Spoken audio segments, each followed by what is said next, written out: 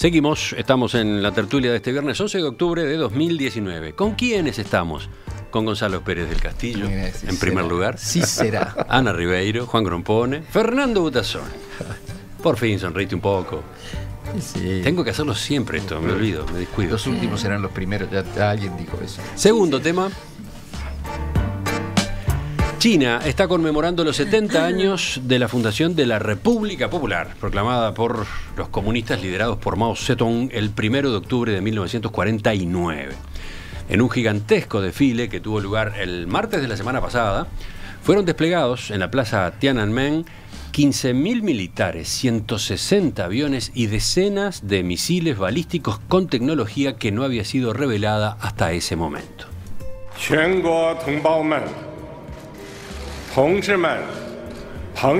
Nada puede hacer que los pilares de nuestra gran nación se tambaleen. Nada puede impedir que la nación y el pueblo chinos avancen, decía el presidente Xi Jinping durante la ceremonia oficial.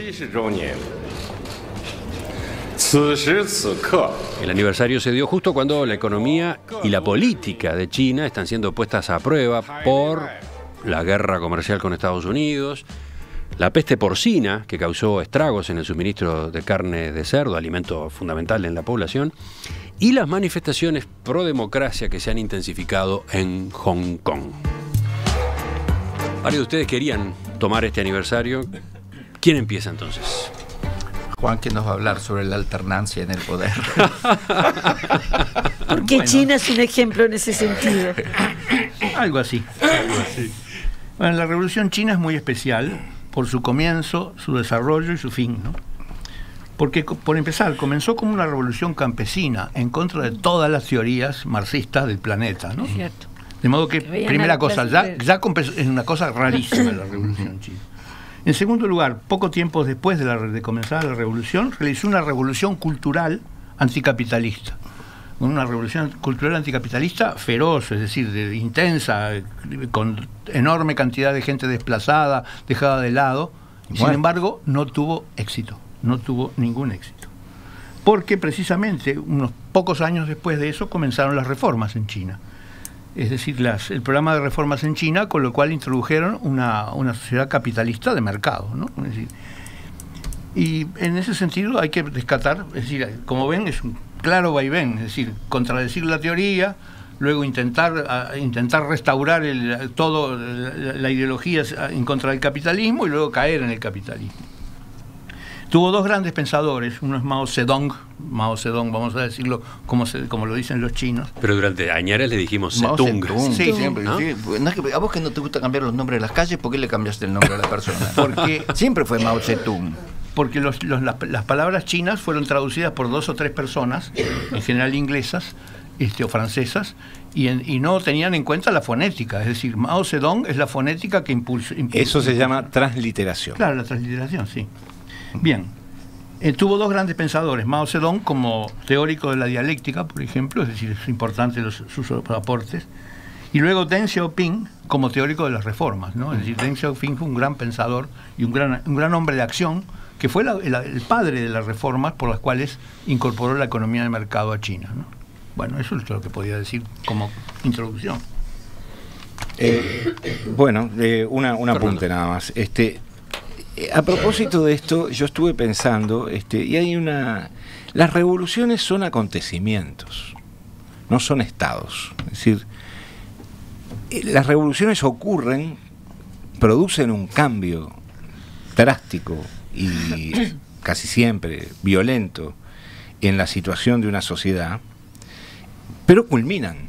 Es decir, no existe la posibilidad de que un proceso revolucionario continúe indefinidamente en el tiempo.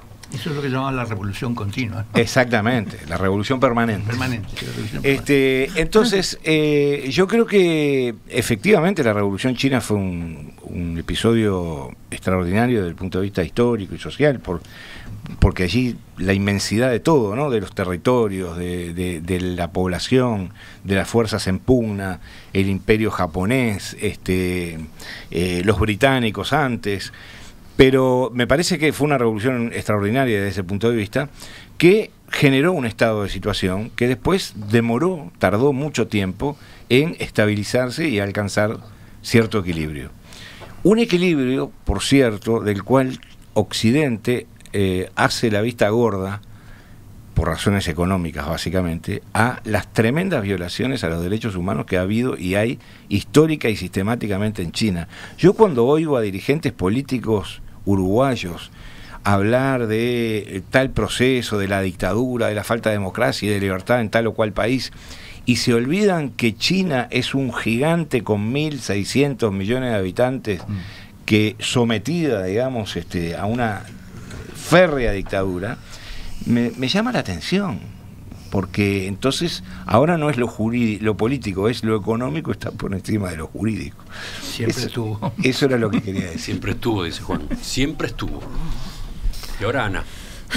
A mí me gustaría contarles brevemente algo que viví en China, porque me parece más gráfico que ninguna otra cosa. Nos llevaron en la ciudad de Shenzhen a ver una especie de ciudad a escala real de imitación de los grandes edificios europeos. Algo idéntico a una conocida y muy hermosa terminal de ómnibus inglesa, algo idéntico al palacio francés tal y cual, todo rodeado de unos jardines indescriptiblemente preciosos y recorrido por un tren de época, pero que funcionaba con enorme modernidad y todo perfectito como recién hecho. Yo pregunté qué había dentro del palacio que imitaba al francés y me dijeron oficinas. O sea, el uso era otra cosa. Ajá. Y después pregunté para qué el creador y fundador de Huawei había hecho eso, esas oficinas tan raras. Y la respuesta fue para que pudiéramos admirar lo bueno y lo magnífico que Occidente nos ha legado y para que recordáramos que ahora es la hora de China. Ese ahora es la hora de China se palpa en todas partes y estamos hablando de se palpa en un territorio que, como dijo él, 1.400, 1.600 millones, 200 millones para ellos es un mínimo error de cálculo de las encuestas, y para nosotros es una multitud y es bastante difícil para ellos entender que somos un país de 3 millones. El efecto de China convertida en un imperio capaz de competir con el imperio norteamericano es bastante impresionante en el mundo actual y es muy impresionante respecto a América Latina, porque la forma que tienen de actuar es de imperio, independientemente, como hizo Juan la reseña, comenzaron por una revolución comunista con un planteo ideológico nuevo que es no necesariamente la clase obrera, sino el campesinado puede ser el protagonista. Adjuntaron a la literatura revolucionaria que recorría el mundo y enamoraba a Europa y enamoraba a América Latina, el famoso librito rojo que antes de entrar conversábamos con los compañeros de quién no lo conoció en su juventud, que todos tenemos alguno por alguna parte de la casa, el famoso librito rojo, ese culto a la personalidad asociado a la idea de la revolución, del protagonismo de una clase que nadie había visto, y esa síntesis maravillosa que hacen los chinos. Mao se equivocó, acertó en un 70% y se equivocó en 30%. El 30% en un país de 1.400 millones son 45 millones muertos por hambruna porque Mao se equivocó en tal proyección. Porque cuando quiso hacer tal revolución, tal transformación tecnológica, barrió con cosas, ¿no? Se equivocaron en cosas como mataron a las abejas. Entonces después tuvieron que importar abejas. Se equivocaron en cosas de ese tipo. Planificaciones. Lo que llama la atención para Occidente y entra dentro de eso que señalaba Fernando es cómo en esa masividad y en esa tradición histórica de culto a la personalidad, porque vienen de emperadores, rompen con ellos pero alguna cosa se llevan puesta, cómo en eso la persona es un número, es un cálculo. Uno de los guías que tuve en China me mostraba con orgullo las transformaciones del sur de China, donde todo es de una tecnología, de una modernidad asombrosa, y me decía, mis padres vivían acá, era una aldea, y ahora miren estos edificios, y era un rascacielos al lado del otro. Entonces mi pregunta fue, ¿y qué pasó con tus papás? Y nada, los trasladaron y callado la boca, nadie puede decir no me quiero ir de acá porque me gusta aquel árbol que hace 20 años que lo veo por la ventana. Entonces, esa situación del individuo es pequeño frente a un Estado que lo protege, lo ampara, pero lo mandatea. y no reconoce mucho su individualidad, esa a la que estamos tan acostumbrados en Occidente, es muy impresionante. Y es impresionante porque ese imperio, con esas características socioculturales e históricas, viene a América Latina y dice: quiero, como dijo antes Estados Unidos y antes Inglaterra, quiero su materia prima. Ahora planten soja, les voy a hacer el tren, les voy a hacer la carretera, les voy a hacer tal cosa. Es el viejo trato de siempre, pero claro, todo el mundo está frente a un imperio grande y tú sabes, el bolsillo es un músculo sensible. Yo quiero hacer una pequeña observación sobre Shenzhen, que es una ciudad que suena mucho. Sí. Shenzhen fue la cuna de las reformas, es decir, sí, fue la primera ciudad en que se permitieron empresas privadas.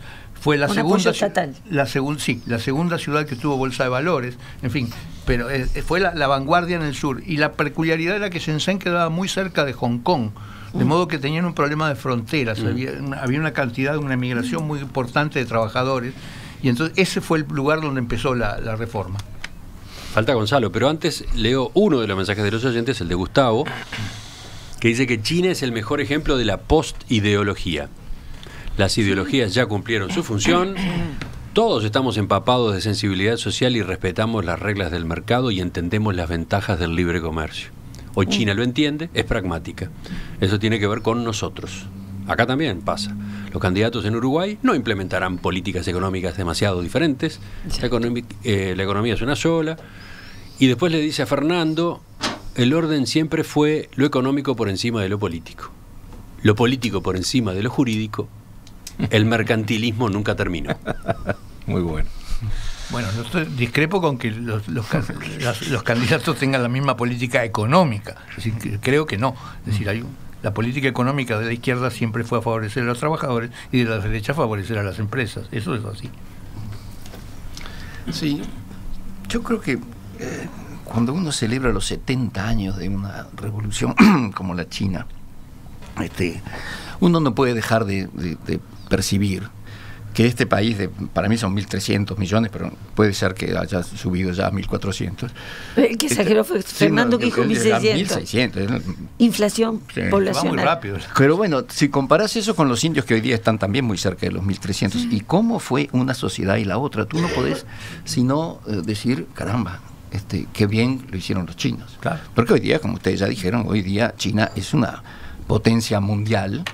Y el enfrentamiento con Estados Unidos no es solo guerra comercial, es guerra comercial y guerra geopolítica, eso, como tú lo dijiste. Por algo en ese desfile que describió Emiliano, vieron por primera vez un montón de armas que nunca habían mostrado que tenían y son muy sofisticadas. El contador Iglesias decía más temprano, es una guerra tecnológica. Es tecnológica, es militar, es también, por supuesto, económica. Y es en el fondo también cultural. Es decir, los chinos consideran que la cultura más valedera en el mundo es la de ellos. Ellos son el centro del mundo, siempre se consideraron el centro del mundo. Sí. Y por eso tuvieron poco interés por el resto de los países. Después fueron invadidos y colonizados por los occidentales y por Japón. Pero un chino, su cultura es lo primero, es lo que ellos consideran más valioso en el mundo. Ni siquiera la quieren exportar, consideran que no es reproducible en otra parte del mundo. Entonces, todavía cultural, no ha habido una influencia cultural de China, en buena medida porque no les interesa tampoco. Pero yo quería reflexionar un poco sobre, claro, esa transformación brutal no se hubiera podido hacer sin Mao Zedong. Mao Zedong, dijiste, para estar a la moda. Mao Zedong. Bueno, Mao Zedong fue un héroe Mao Zedong fue un héroe de mi juventud, porque realmente este hombre tenía una dimensión tremenda, como yo qué sé, como Alejandro el Magno, Julio César, Napoleón, yo qué sé, esa gente que piensa en una escala porque es impresionante haber cambiado un país que ya en esa época tenía cerca de 1.000 millones de habitantes, bueno, no tanto, pero 600 o 700 millones de habitantes, y un territorio enorme. Hay que transformar todo eso, ¿no? Hay que tener una capacidad brutal. Ahora, cuando se empezaron a escribir sobre Mao, no desde adentro, los libritos rojos y compañía, sino que empezó gente que salió de China y contó. Y es cierto, es decir, la gente que murió durante el periodo de la Revolución Cultural fueron entre 20 y 40 millones de chinos. No se sabe muy bien. Ahora, 20 millones de personas. mismo tomando la cifra más baja. Yo para medir gente tengo como referencia el Estadio Centenario, ¿no? Que lleno es más o menos 60.000 personas. Digo, 20 millones de personas son como 400 estadios centenarios llenos. Entonces uno se pregunta, pero está bien, pero ¿vale la pena? Y vale la pena, habría que preguntárselo también a los 20 millones de personas y a sus familiares que quedaron por el camino, ¿no? Sí, fue muy duro todo eso. Fue realmente muy duro. Y no se pudo hacer con ninguna otra solución que no fuera una tiranía absoluta. También me enteré que Mao era un discípulo predilecto de Stalin, que ciertamente no fue un héroe de mi juventud. Entonces, realmente uno dice, ¿cómo colocas a Mao en la historia, en el fondo, ¿no? Porque es muy triste todo lo que sucedió ahí también, el sufrimiento humano que fue esa transformación. Ahora, no cabe duda que hoy día China es una superpotencia. No cabe duda que hoy día está disputando la hegemonía en el mundo a los Estados Unidos. Eso es cierto. Ahora, ¿cuál fue el costo de todo esto también, no? Yo discrepo en una cosa con Gonzalo. Pero estás para discrepar conmigo. Oye, ¿qué te pasó? No te llevo de vuelta. Esto es chantaje. Me llamó para que la traiga y te quedas a pie. Y sin paraguas. Sin paraguas. No estoy de acuerdo con eso de que no les interese exportar su cultura. Los centros Confucios, los primeros que establecen en todos los sitios donde van, no es una cultura fácilmente asimilable a la cultura occidental. Su propio idioma es de una complejidad muy difícil. No es tan fácil aprender inglés como aprender chino, mejor dicho, chino como aprender inglés, por ejemplo. O sea, esa dificultad la tienen. Pero los centros Confucios son centros de expansión de su propia cultura, y creo que como todo buen imperio sabe que tiene que estudiar muy bien al otro, y lo ha hecho muchísimas veces. Creo que esa capacidad de China de salir a ver qué fue lo que pasó y dónde fue que fallamos, y con honestidad copiar e imitar, es algo más que la mera guerra de las patentes entre Estados Unidos y China. Es una actitud de aprendizaje del otro que es lo que les permite ser el imperio pujante que son hoy en día. En ese punto no estoy de acuerdo. Creo que tienen una enorme curiosidad por Occidente, tienen avidez y están en una etapa en que en el sur, que se ha desarrollado más, en donde comenzó la elaboración del proceso de cambio que luego se extenderá a todo China, el sur está absolutamente occidentalizado en su ropa, en sus costumbres, en una cantidad de cosas. Es incluso un problema político para ellos esa occidentalización. Y se refleja en cosas tan aparentemente banales como el auge de cirugías estéticas de imitación a los rasgos y a las facciones de los occidentales. O sea, un par de no creo que estén cerrados. ¿Puntecitos más? ¿Se nos termina el tiempo?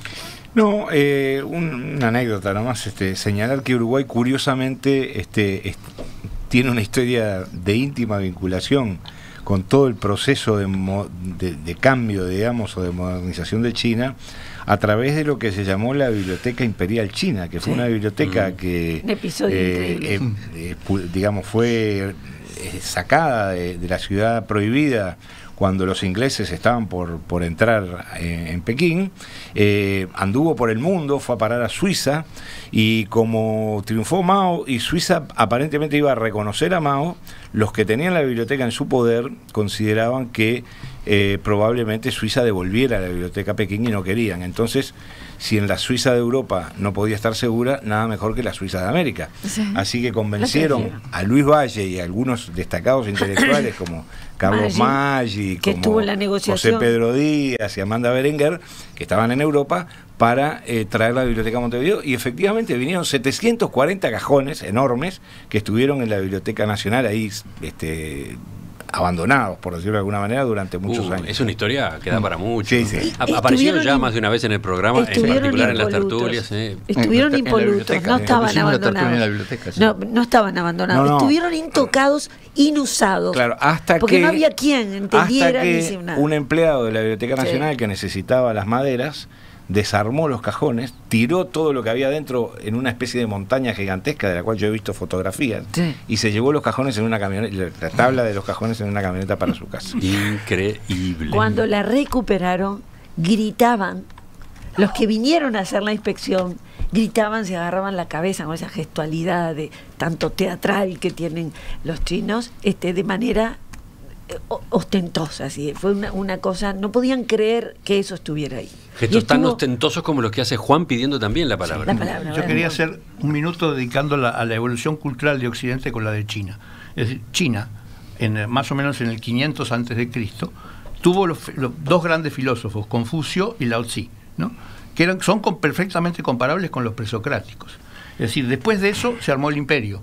Y ese imperio hasta la dinastía Song estaba muy delante de Occidente desde el punto de vista tecnológico. No tenemos que olvidar que de ahí vino la pólvora, la brújula, el timón, el papel, ¿no? La pasta. Es decir, sí, la pasta no. Todo eso mostraba que hasta la invasión de los mongoles, China iba muy adelante de Occidente. Pero precisamente con la invasión mongólica y después luego la invasión manchú, es decir, que fue en el momento que China se atrasó. Es decir, lo que está pasando ahora es que China está recuperando el lugar que había perdido con la invasión mongola.